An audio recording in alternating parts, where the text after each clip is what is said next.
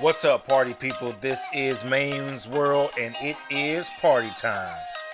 The newest and realest sports podcast on the planet, giving the truth to you straight. Why? Because you can't control me. I'm Jermaine Harris, and I'm your host. I hope you enjoy the show. All right, our first question comes in from Doug in Cleveland. Which rookie QB will have the most success in the NFL? Well, Doug, that's an interesting question. A good question.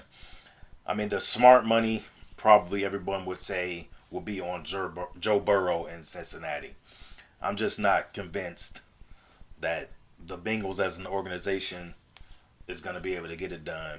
And I honestly, maybe I'm being a hater, but I don't think that Joe Burrow is a player that can elevate everyone else. We've seen him have probably arguably one of the most successful seasons in college of all time, but I mean that was a team. This is a different atmosphere than NFL. I would say, looking at it right now, I would have to say Justin Herbert. I was not a fan of him getting the starting job based on the injury. I'm doing air quotes here to Tyrod Taylor, but Justin Herbert has made the most of it. Justin Herbert, 6'6", 240 pounds, on pace to pass for 4,000 yards already, 17 touchdowns, 5 interceptions, completing over 67% of his passes. They're not doing very well as a team record-wise, so they will probably still have another top 10 pick in next year's draft. The only question for Justin Herbert and the Chargers will be, will Anthony Lynn be there? I'm pretty sure he's on the hot seat, even though Justin Herbert is playing well. They're not winning games, and I'm just not sure how many more years he's going to get. We got Tua Tagovailoa.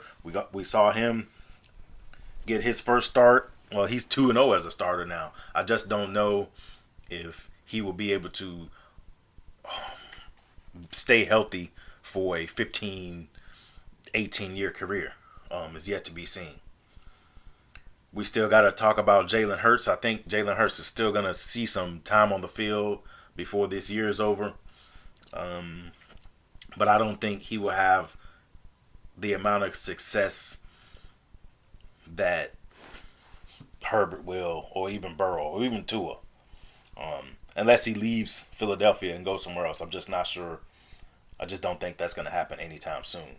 Then you got the people that won't see the field, Jacob Eason in Indianapolis, and Jake Fromm in Buffalo. Well, Jake Fromm might have been cut. I know he tweeted some dumb shit out earlier this year. And then the other rookie is Jordan Love, who won't see the field for another 3 years. So if I had to take my pick, put some money down, I would say Justin Herbert will have the most success in the NFL. But I honestly don't think any of those players are gonna win a championship at all. I just think Justin Herbert will probably have the most success. All right, our next question comes in from ID in Chicago. What do you think about Jose Abreu winning the American League MVP? All right, everybody should know ID by now. Our resident Cubs fan living on the south side of Chicago. With the layup question, yes, I'm extremely excited for Jose Abreu. Our first MVP since Frank Thomas back in the 90s. Well deserved, in my opinion. Although it is an asterisk, we have to state that it was only a 60-game season, but he did hit 19 home runs, had 76 hits, 150 total bases. He was on pace to hit over 50 home runs.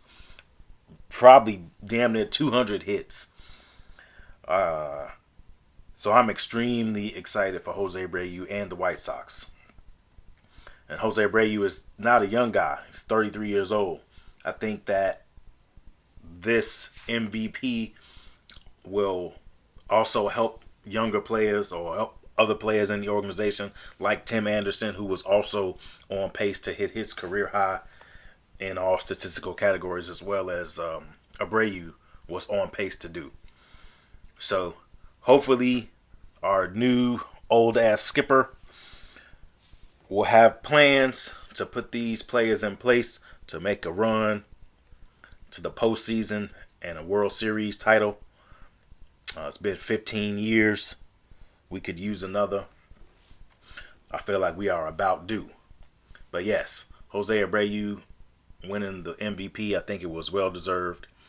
Hopefully he can follow up next season with the same intensity and fire that he did with this season. I think all the White Sox would like to have that postseason back, so we could taste some postseason success.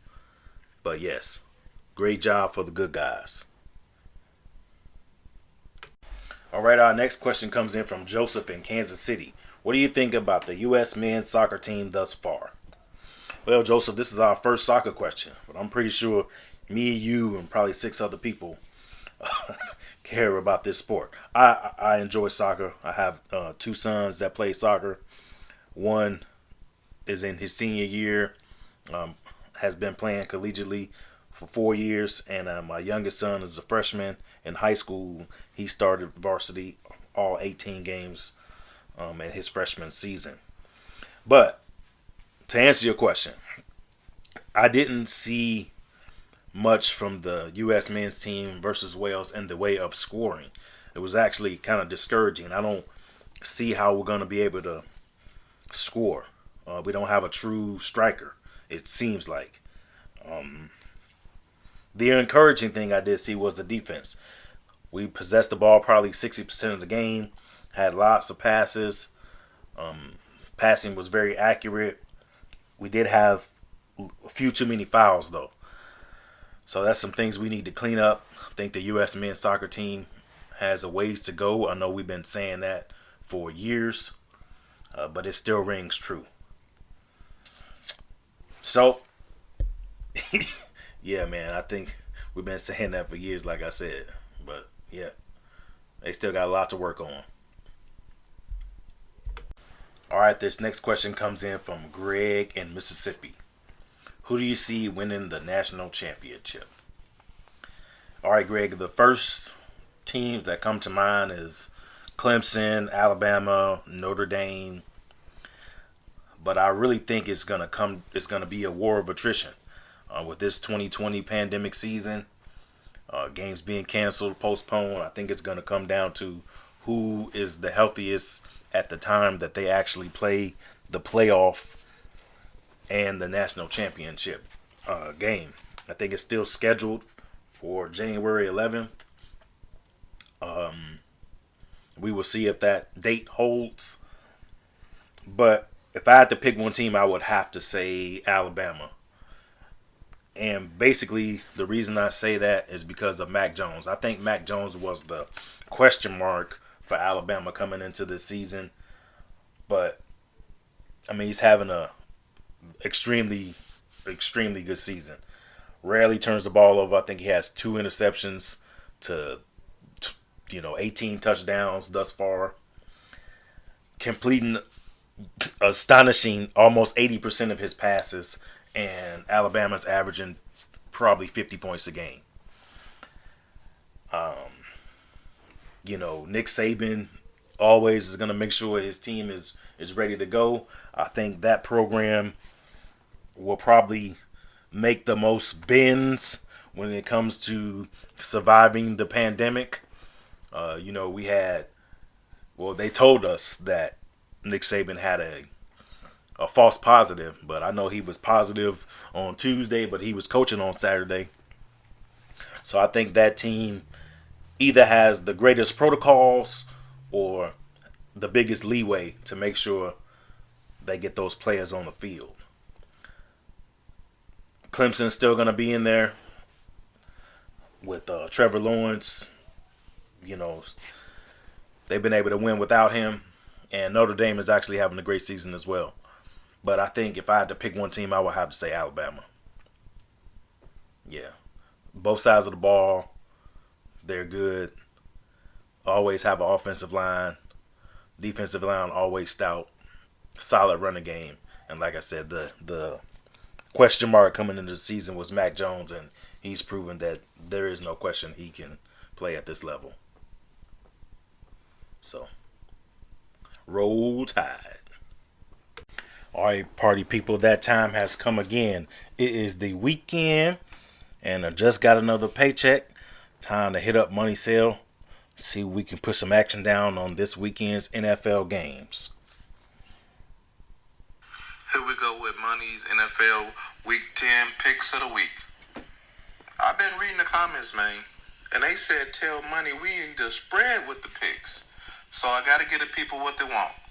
First game up, the 2-6 Los Angeles Chargers at the 5-3 Miami Dolphins. This is the battle of the 2020 rookie quarterback class. You had a fifth pick, which was Tua Tagovailoa versus Justin Herbert, who was the sixth pick. The Chargers are going to be playing without their star defensive end, Joey Bosa. It's going to be a tough go for them. They're traveling from Los Angeles to sunny South Beach. That Miami Heat in that stadium is nothing to play with. I was down there a couple of years ago in the stands with a couple of the friends and almost passed out because of that heat. It's definitely a home field advantage for the Dolphins. Along with that, the Dolphins defense has been playing pretty well these last couple of weeks. Tua, since he's been given the ball from Brian Flores, is 2-0. His production has increased each game. And for that, I'm going to take the Dolphins in this one.